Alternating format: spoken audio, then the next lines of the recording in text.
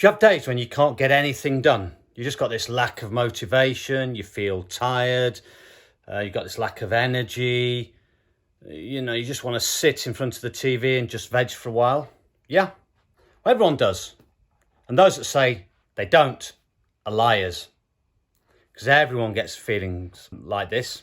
And they just don't want to do anything. Even just sitting at the computer and doing some work, you just feel, I don't want to do this today. I just want to chill out and relax.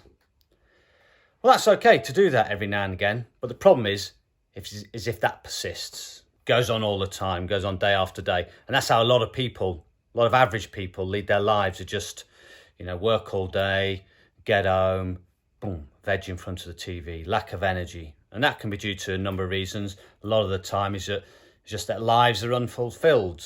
Their work is boring, their work is hard work, physical hard work, and it saps all their energies. So these feelings can be due to a couple of main reasons. One is you're overtraining, you're working too hard, you're getting stressed, whether it's with work, family, friends, you're getting burnt out, and just a signal from your body to say enough's enough, I need to just chill out and relax. Can be due to not having enough sleep, which again is similar to the overtraining. You're not getting enough sleep, the body's not having time to recover. And this is similar to a Formula One racing car. If you were to take it on the open road and go for a cross-country trip, then, probably after a couple of hours, a few hours, you're just going to blow a gearbox or a head gasket. A racing car needs to be brought in and, worked on, rested and treated properly. The other reason is the fuel you put in. And this is a big one. Most people put in crap fuel. Ready meals. I call them plastic fats. Your margarines, your processed foods, your caffeinated drinks. And this can have a detrimental effect on the body. Like the racing car, you stick in unleaded into a Formula One car, you're not even going to get off the starting blocks, not even going to run. And that's what the effect is if you put, crap into your body. Now, about 5 years ago, I had this allergic reaction. My hands swelled up. Then a couple of weeks later, I developed sort of asthma symptoms. And these asthma symptoms actually continued for about 3 years. Couldn't get to the bottom of it. I eventually did. And in one of these videos, I'll tell you how I got to the bottom of it and sorted it out. But around that time, I thought, right, instead of going to the doctor, I prefer to sort things out myself, work out what the problem is, sort out the problem, because everything that goes wrong, well, most things that go wrong with the body are due to something, external, something that's happened. And, with a bit of thought, bit of experimentation, you can sort a lot of things out yourself. So I thought I would do this. And first thing I looked at was diet. I was convinced that maybe it was something in the diet, which it was eventually, but it's something in the diet that was causing the problems. And a few years before that, I was doing a lot of cycling, and I came across a chap called Rich Roll, who had a podcast. He'd written a book on plant-based diet. And, you see the transformation in his story. He went from, I think, an overweight lawyer to some mega fit-looking athlete.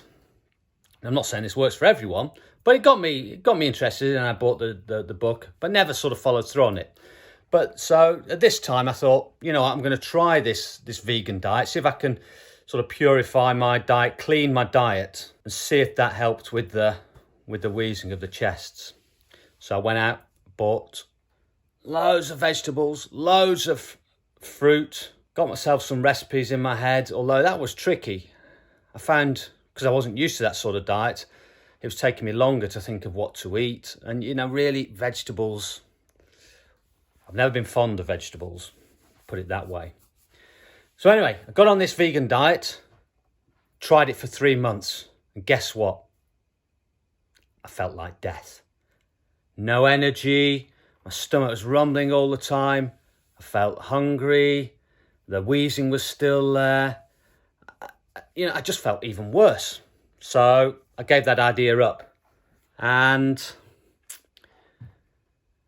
yeah, I thought the vegan diet or the vegetarian diet just wasn't for me. You know, my body wasn't suited to vegetables and all that sort of thing.